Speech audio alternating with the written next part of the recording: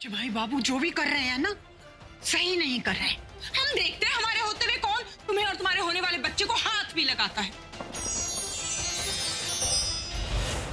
देवी पौलमी, ये हम क्या सुन रहे हैं? ब्रह्मदेव, हमने कुछ नहीं किया, अपितु देवी संतोषी ही छल से हमारे महल में आई। हम देव ऋषि को मुक्त कराने के लिए आए हैं। वो भंवरे के रूप में बंदी बने हुए हैं। कुछ समय पूर्व तक आप मधुकर के रूप में थे। क्या आप हमें बता सकते हैं कि आप मधुकर के? नारायण नारायण, हम क्षमा चाहते हैं परमपिता, किंतु हमें तो कुछ स्मरण नहीं हो रहा।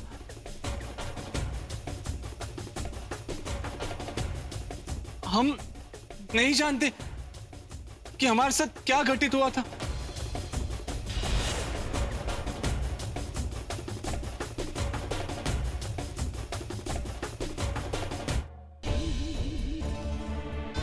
देवर्षि, देवी पौलमी अपना संपूर्ण कार्य अत्यंत चतुरता से करती है।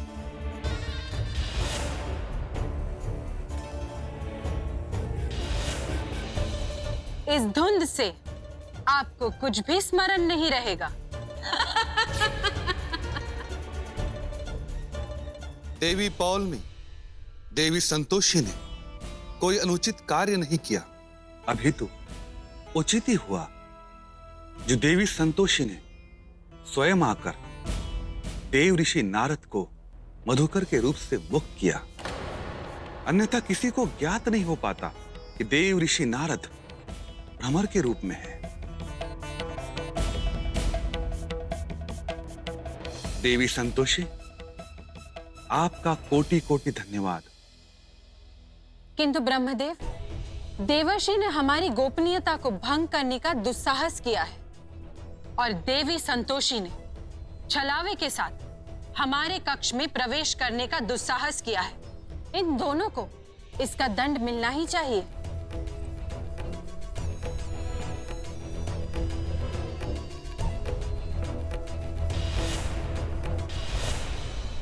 देवी पौलमी, देव ऋषि नारद को तीनों लोकों में भ्रमण करने का विशेष अधिकार प्राप्त है। वो हमारे सबसे ज्येष्ठ संदेशवाहक है। इसी कारण ये सदैव भ्रमण करते रहते हैं। संभवतः वो आपके महल में भी किसी देव कार्य हेतु ही आए होंगे। और देवी संतोषी ने कोई अमान्य कार्य नहीं किया है, क्योंकि प्रत्येक देवी देवता को रूप परिवर्तित करने की शक्ति प्राप्त है। और देवी संतोषी ने रूप परिवर्तित जिस पवित्र कार्य के लिए किया है, यदि आप भी उनके स्थान पर होती तो आप भी यही कार्य करते और वो उचित होता। देवी पौलमी, विष्णुदेव ने भी कई बार अपना रूप परिवर्तित किया है, किंतु रूप परिवर्तित करने का उद्देश्य यदि पवित्र हो तो वो दंड की श्रेणी में कदापि नहीं आता। देवी संतोषी, आपका कोटि कोटि धन्यवाद। आपके कारण देव ऋषि नारद मुक्त हो पाए।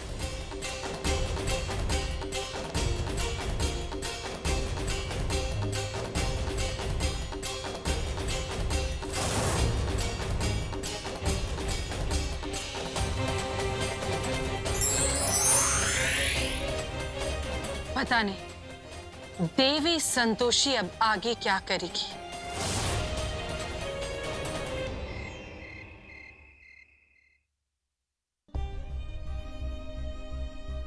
हम जानते हैं दादी, एक बच्चे की जिंदगी में माँ और बाप दोनों की अहमियत होती है। लेकिन देखिएगा, हम अपने बच्चे के जीवन में बाप की कमी नहीं महसूस होने देंगे। हम माँ और बाप दोनों की भूमिका निभाएंगे। धैर्य की परछाई भी उस पर नहीं पड़ने देंगे। तुम डरो नहीं बेटा, हम सब हैं ना तुम्हारे साथ। तुम्हारे ऊपर तो संतोषी माँ का आशीर्वाद है बेटा, सब ठीक हो जाएगा।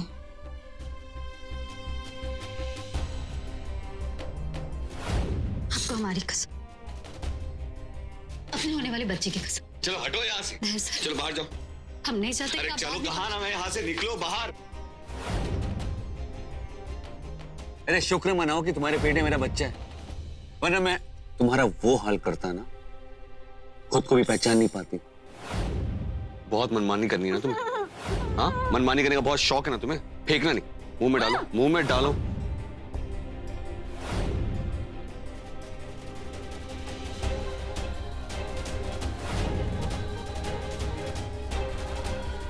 क्या हुआ बेटा, क्या हुआ?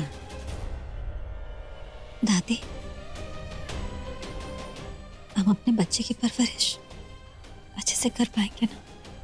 बेटा तुम डरो मत, औरत में बहुत शक्ति होती है और तुम्हारे ऊपर तो संतोषी माँ का हाथ है। परवरिश ना करने का तो सवाल ही पैदा नहीं होता बेटा।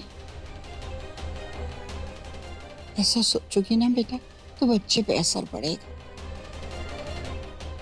तो सो जा बेटा, सो जा।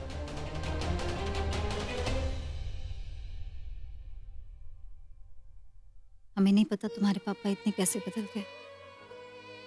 हम तुम्हें उनका प्यार तो नहीं दिलवा पाएंगे, पर हाँ इतना वादा जरूर करते हैं कि तुम्हें उनके प्यार की कभी कमी नहीं महसूस होने देंगे।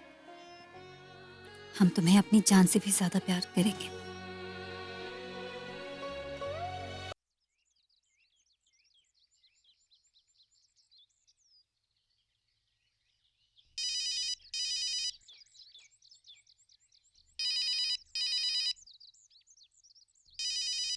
ये किसका नंबर है? हेलो, हेलो शर्मिली, हम बोल रहे हैं तुम्हारे गुड्डू।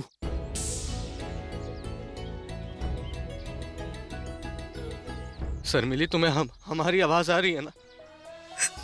गुड्डू जी, आप कहाँ चले गए थे? पता है हम आपको कितना याद कर रहे थे। गुड्डू जी आप बताइए, आप इस वक्त कहाँ पर हैं? हम आपसे मिलने आ रहे हैं। शर्मिली, हमने तुमसे अलग होकर अपनी जिंदगी की सबसे बड़ी गलती की। साला राजा जैसी जिंदगी बिताने के चक्कर में नौकर जैसी जिंदगी हो गई है हमारी। हमने इतनी कोशिश की कि सिर्फ एक बार तुमसे बात कर सके तो आज इतनी मुश्किल से एक मौका पाकर आज हम तुम्हें फोन कर पाए। तुम चिंता मत करना, हम बहुत जल्द तुम्हारे पास आएंगे और तुम्हारे साथ ही रहेंगे। हाँ शर्मिली, अभी हमें जाना होगा। हाँ, वरना अगर मैडम को पता लग गया तो बहुत दिक्कत हो जाएगी। तुम अपना ध्यान रखना शर्मिली। हम फिर से फोन करेंगे।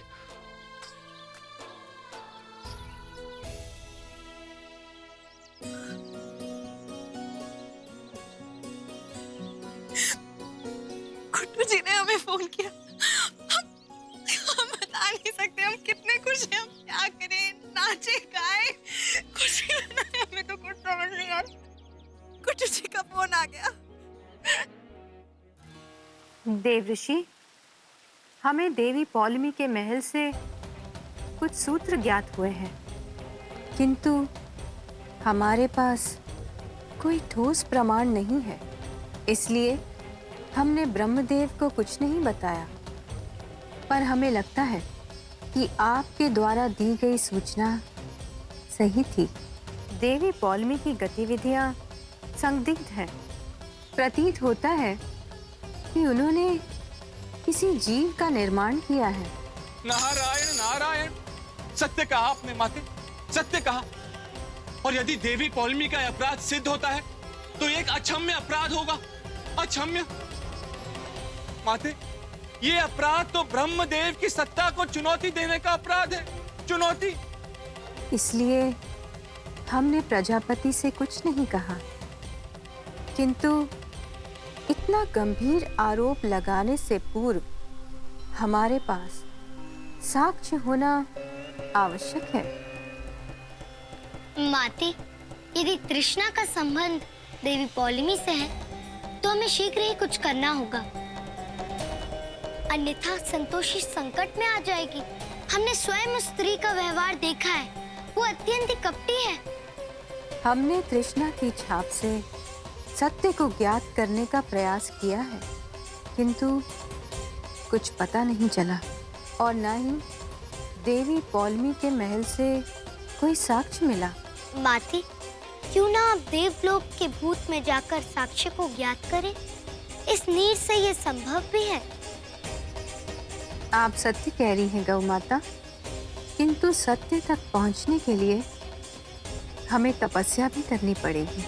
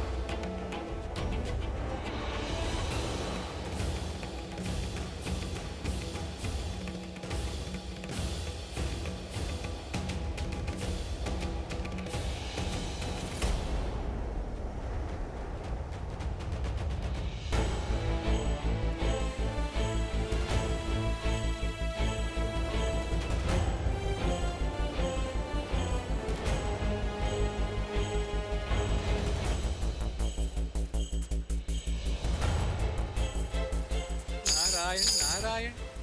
गौ माते, हमें आज्ञा दे, हमें शीघ्र अतिशीघ्र ब्रह्मदेव से भेंट करनी होगी। नारायण नारायण।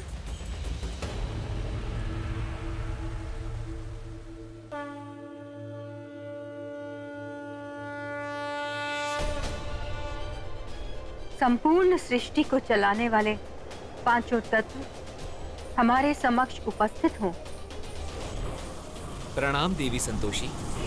प्रणाम देवी संतोषी। प्रणाम देवी संतोषी। प्रणाम देवी संतोषी। प्रणाम देवी संतोषी।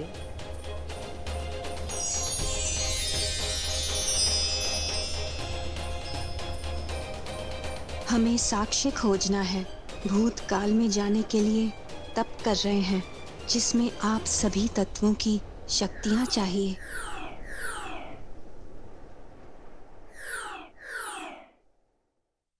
देवी संतोषी तो देवलोक में घटित हुए समय को ज्ञात करने का प्रयास कर रही है। यदि उन्होंने ज्ञात कर लिया तो समस्त देवगणों को पता चल जाएगा कि जीव निर्माण हमने किया है।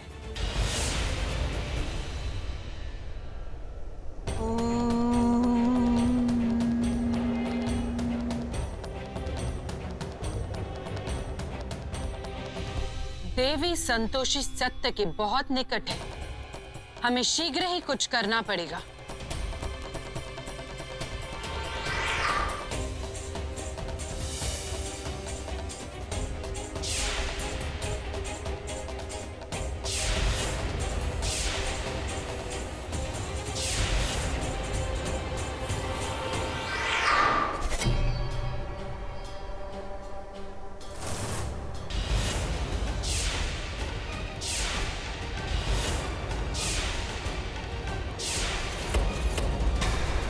नहीं देवी संतोषी, आप सत्य तक कभी नहीं पहुंच पाएंगे। इससे पूर्व कि आपको वास्तविकता का पता चले, हमें आपका ध्यान भंग करना होगा।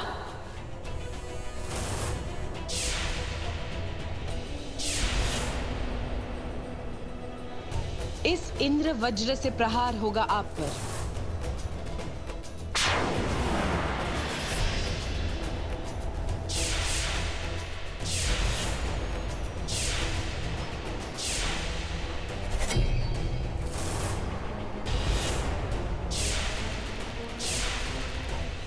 देवी संतोषी का ध्यान इंद्र वज्र ही तोड़ सकता है।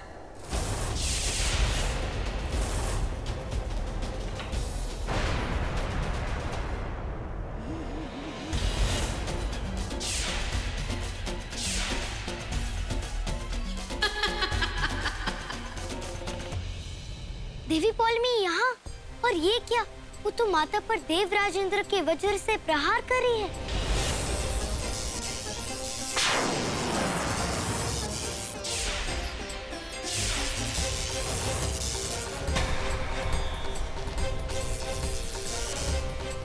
यदि एक बार और देवी पौलमी ने प्रहार किया तो माँ का ध्यान निश्चित ही भंग हो जाएगा। हमें उन्हें रोकना होगा।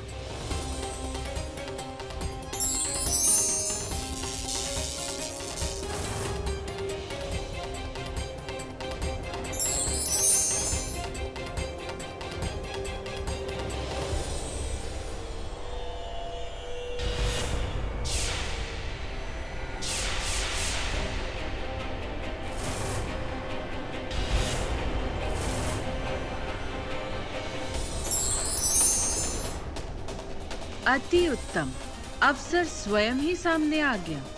यदि गौमाता को हमने तनिक भी क्षति पहुंचाई तो देवी संतोषी का ध्यान अवश्य टूटेगा।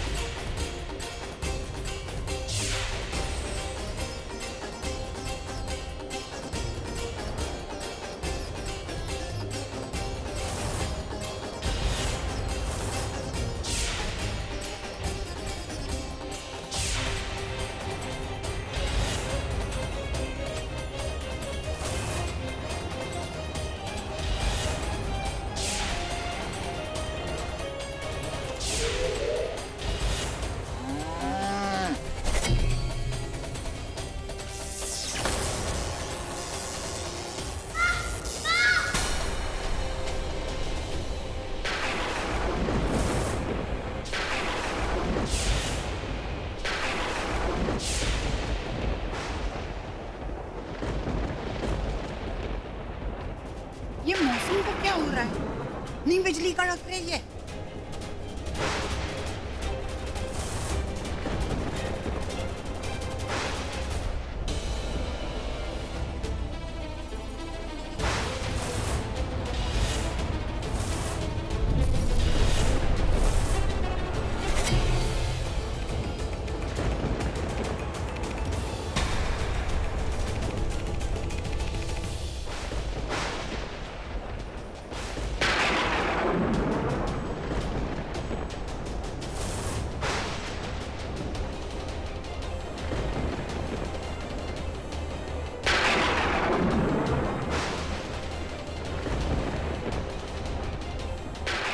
भयंकर तूफान हमने तो पहले कभी नहीं देखा। गौ माता,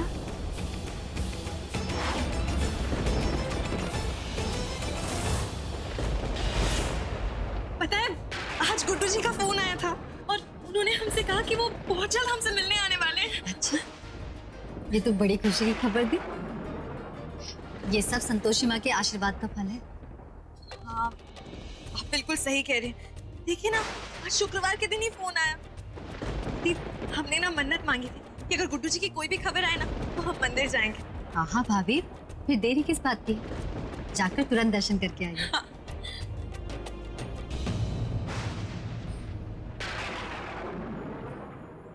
क्या हुआ, मौसम की वजह से परेशान हो रही हैं? काम कीजिए, अकेली मत जाइए, हम आपके साथ चलते हैं। पर ये आपने तो जीजा जी को वादा किया था ना कि जब तक बच्चा पैदा नहीं होता आप मंदिर नहीं जाएंगे। कौन सा वादा? जिस रिश्ते के आधार पर उन्होंने हमसे वादा लिया था, उन्होंने तो वो रिश्ता ही खत्म कर दिया। जब आधार ही नहीं तो वादा कैसे? ना वो दिल से हमें पत्नी मानते हैं और ना हम उन्हें दिल से अपना पति। बिना प्रेम के कोई बंधन नहीं होता। हमारे बच्चे के साथ खिलवाड़ करना चाहते थे। पत्नी बनकर तो हमने उनकी सारी बातें मानी,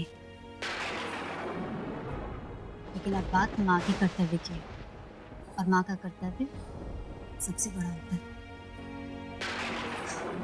हम मंदिर जाएंगे अपने बच्चे के लिए, उसके लिए आशीर्वाद लेने। संतोषी माँ, चले दादी जाए?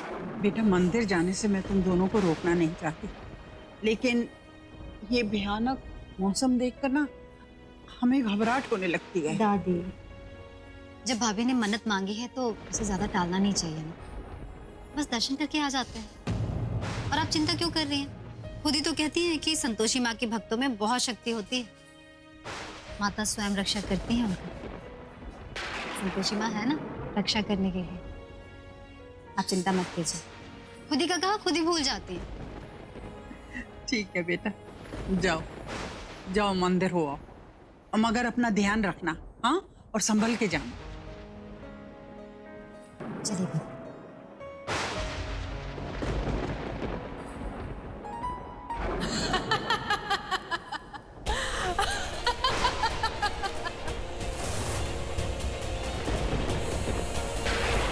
ये आपने उचित नहीं किया देवी पौलमी। इस कृत्य का परिणाम आपको भोगना पड़ेगा।